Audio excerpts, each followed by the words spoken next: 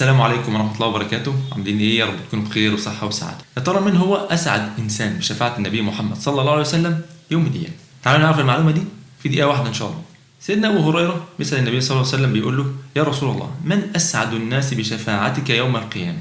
فقال النبي صلى الله عليه وسلم: لقد ظننت يا أبا هريرة ألا يسألني عن هذا الحديث أحد أول منك. أنا كنت متأكد إن مفيش حد يسألني السؤال ده قبل منك. طيب ليه يا رسول الله؟ قال سيدنا محمد: لما رأيت من حرصك على الحديث. كان سيدنا أبو هريرة من أحرص الناس على أخذ الحديث من النبي صلى الله عليه وسلم.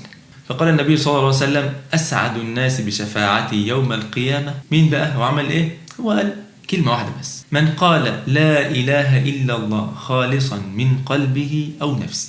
حد بيقول لا إله إلا الله من غير ما يبتغي بها غير ربنا سبحانه وتعالى، بيقول لا إله إلا الله موقنا بها ويعمل بها، مش بس بيقولها بلسانه، لا، يوقن بها بقلبه وبتعمل بها جوارحه، وبكده تكون ضمنت ان انت تكون من اسعد الناس بشفاعة النبي محمد صلى الله عليه وسلم. لايك وشير، شكرا على المشاهدة، والسلام عليكم.